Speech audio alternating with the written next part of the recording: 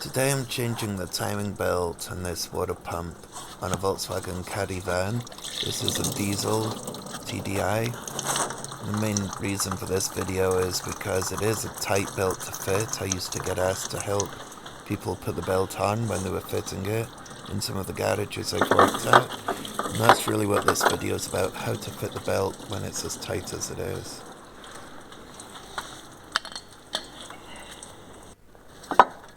The belt's not easy to come around here, just leave this in. I mean, now I can get it out of the way, but when I put all the parts back in, the tensioner and the belt, it's going to be hard to get this back in place to there.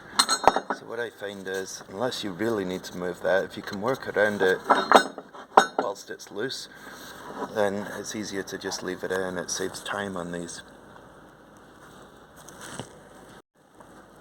That gave me just enough room with this lowered down there. It gave me enough room to get the tensioner on, and I can pull the mount back up to where it's going to sit, well, roughly in that area, and carry on with the rest of the belt. I've still got this loose on the 313s, but it's timed. That paint mark was there before me. As you can see, it's still aligned, so I've timed it with that. It is spot on. And I've got the bottom one timed up. There is an arrow on here that we need to see right there, that I position myself. That has an arrow. I don't know if you can see it. There. So it's between the teeth on the pulley. So on the tensioner on the timing tool, it's on the tooth on the timing tool, so it sits between the teeth on the pulley. And there's another choice of these tools that has it the other way. So the other one, this is between the teeth. The other one you would use if the line is on the tooth. So you just put the right one on for the car. Putting the belt, I put the belt on the bottom first, you see, like that. It's all loose everywhere else. I've not even put that tensioner back in there. It's because these belts are that tight. I find that helps, leaving that one out.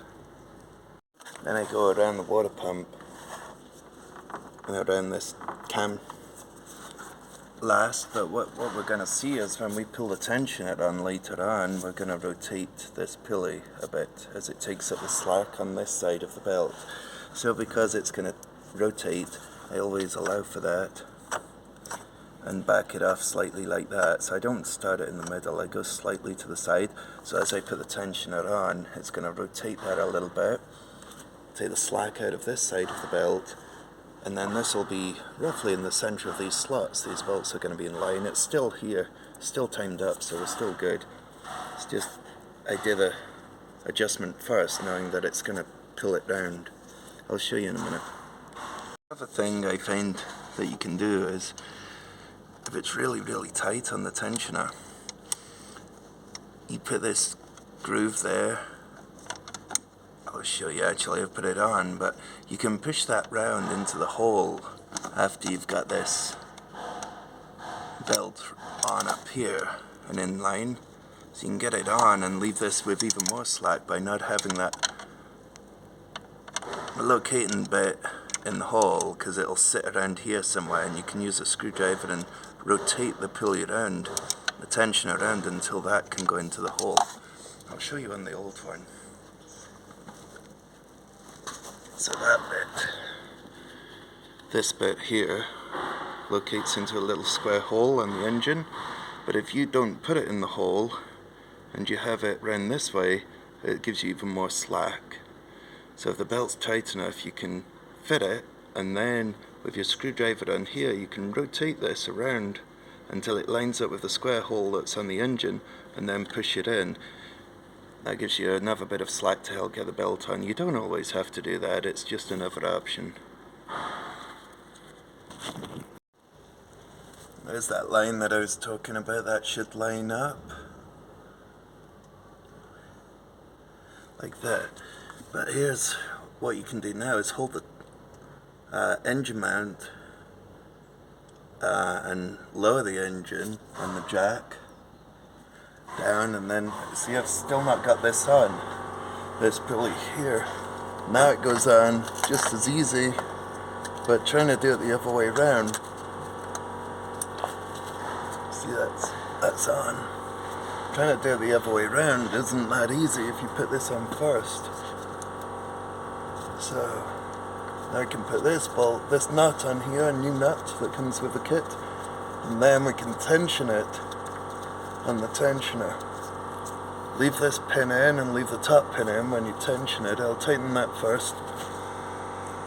I'm going to make sure this is out the way of the belt. I don't want it there.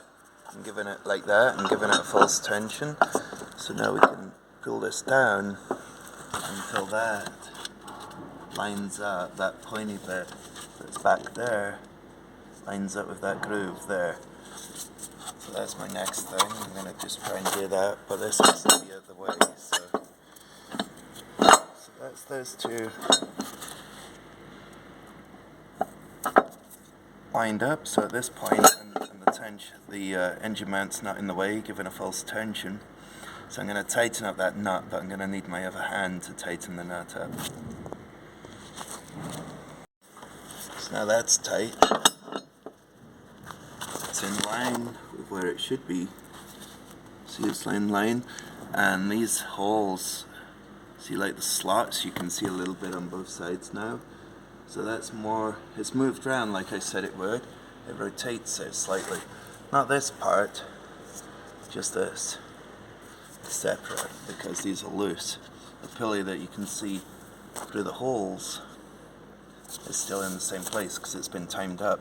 So now, after that's been tensioned and tightened up, and the bottom pulley was tightened first, now we can tighten these three, torque them up, these three here. And then that's the belt done, and in theory it's fine, but I always like to rotate it a couple of turns and check it again. I've removed the pin there, but if you look in the mirror you can just see the hole lined up where the pin was. So that hole's okay. That's sitting at the top, everything's where it was. I've took the timing pin out of the bottom one as well. So now I'm going to do the 2 turns rotation and recheck them.